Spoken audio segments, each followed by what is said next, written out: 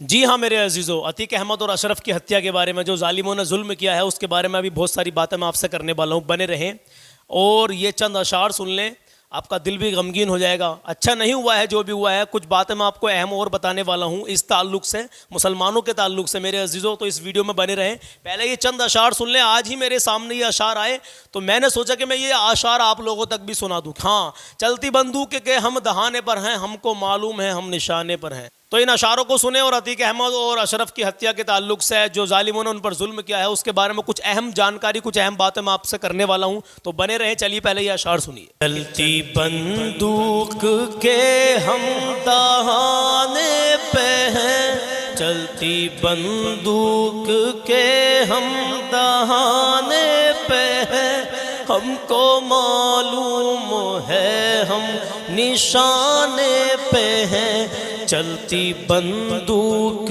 کے ہم دہانے پہ ہیں، چلتی بندوق کے ہم دہانے پہ ہیں، ہم کو معلوم ہے ہم نشانے پہ ہیں، ہم کو معلوم ہے ہم نشانے پہ ہیں۔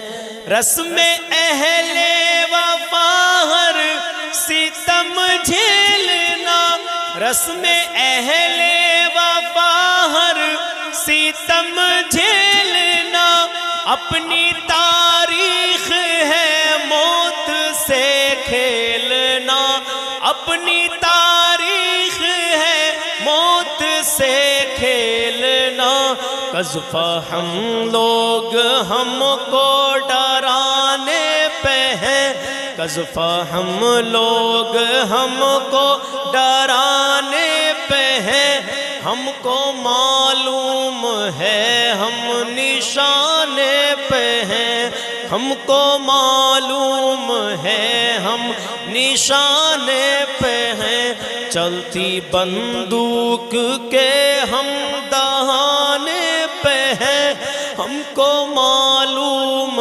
ہے ہم نشانے پہ ہیں۔ اور سنیں، جرم ہے مقتدر ظلم مغرور ہے، محو طاقت زفا پہ یہ معمور ہے، محو طاقت زفا پہ معمور ہے، ہم بھی اپنا جگر آزمانے پہ ہیں، ہم بھی اپنا جگر آزمانے پہ ہیں، ہم کو معلوم ہے ہم نشانے پہ ہیں، چلتی بندوق کے ہم دہانے پہ ہیں، چلتی بندوق کے ہم دہانے پہ ہیں، ہم کو معلوم ہے ہم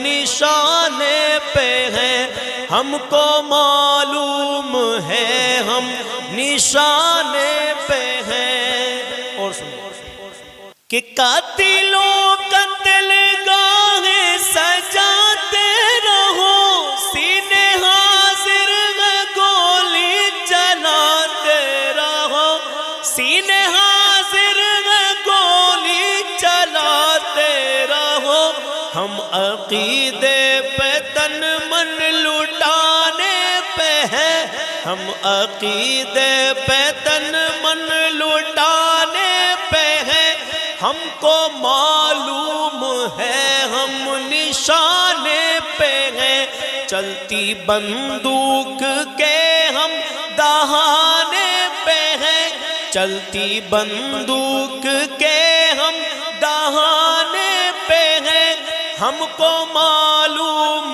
ہے ہم نشانے پہ ہیں، چلتی بندوق کے ہم دہانے پہ ہیں، ہم کو معلوم ہے ہم نشانے پہ ہیں، ہم کو معلوم ہے ہم نشانے پہ ہیں۔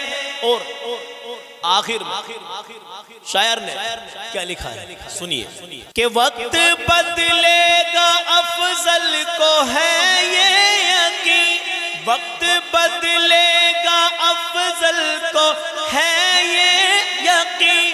جبر کے دور میں ہم ہراساں نہیں، جبر کے دور میں ہم ہراساں نہیں، وقت بدلے گا افضل کو ہے یہ یقین، جبر کے دور میں ہم ہراساں نہیں، فتح و نصرت کے پیغام آنے پہ ہیں، فتح و نصرت کے پیغام آنے پہ ہیں، ہم کو معلوم ہے ہم نشانے پہ ہیں، چلتی بندوق کے ہم دہانے پہ ہیں، چلتی بندوق کے ہم دہانے پہ ہیں، ہم کو معلوم ہے ہم نشانے پہ ہیں، ہم کو معلوم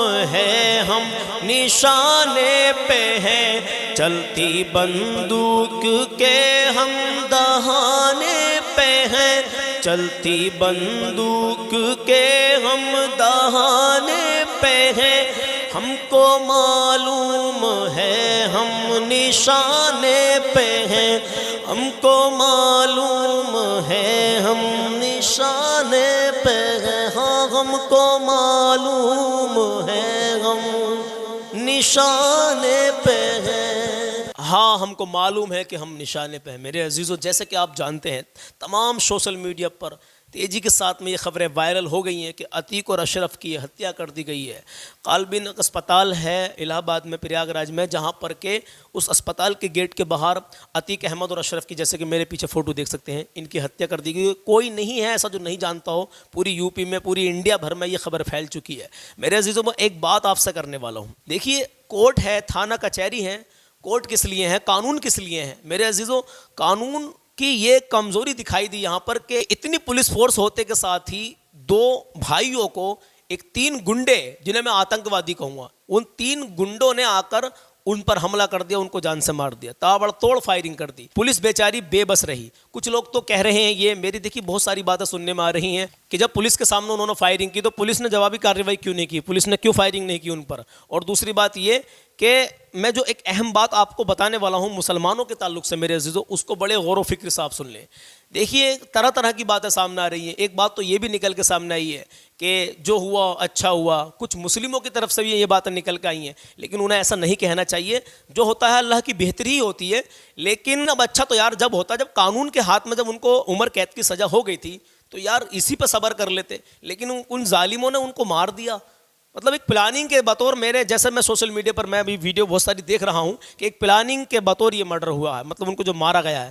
اللہ ان کی مغفرت فرمائے، اور مغفرت فرما دی ہو تو ان کے درجات میں بلندی عطا فرمائے۔ میں تو دعا کروں گا اپنے ہر مسلمان بھائی بہن کے لیے۔ میرے عزیزوں، آپ لوگ بھی دعا کریں۔ دوسری بات یہ ہے، کوئی بھی میرا بھائی اور میری بہن اس ویڈیو کو غلط طریقے سے نہ لے کے جائے۔ یار آج کل مسلمان کے یہ حال ہے، مسلمان تو اپنی عزت خود کھو بیٹھا ہے میرے عزیزوں۔ ہاں، میں عتیق احمد یا اشرف کی بات نہیں کر رہا ہوں میرے عزیزوں، ہر مسلمان اس مسلمان کی بات کر رہا ہوں۔ ہمارے ایک معروف بھائی ہیں، وہ سوال جواب کرتے ہیں اسلامک، انہوں نے پوچھا بھائی کہ ظہر میں کتنی رکعتیں ہوتی ہے؟ تو ایک بھائی بولا 8 ہوتی ہیں، ایک بھائی بولا 4 ہوتی ہیں، اور بولے کیسے کیسے ہوتی ہیں؟ بولے 3 بتر ہوتے ہیں۔ بس ظہر میں بتروں کا کیا کام؟ ہمارے آج کے نوجوانوں کو یہی نہیں معلوم کہ کون سے ٹائم میں کتنی نماز ہوتی ہے۔ میں سب کی بات نہیں کر رہا، لیکن زیادہ تر 80% لوگ ایسے ہیں میرے عزیزوں جو نماز سے دور ہیں، صرف 20% لوگ نماز پڑھ رہے ہیں، ہاں نماز کی پابندی کر رہے ہیں۔ ارے ایسی تھی مسلمان کی شان، مسلمان یار مسلمان کی بات کرتے ہو تم، آج کا مسلمان ہے یا آج ہی کا تو مسلمان ہے جو خوار پھر رہا ہے؟ پہلے کے مسلمان کی تو یہ شان تھی میرے عزیزوں، غیر مسلم لوگ اپنے گھر کی چابی مسلمان کے ہاتھ میں دے کے جاتے تھے کیونکہ انہیں اپنوں پر بھروسہ نہیں تھا۔ غیر مسلموں کو مسلمان پر بھروسہ تھا، مسلمان کی زبان پر بھروسہ تھا کہ ہاں یہ سچا مسلمان ہے، اسی کے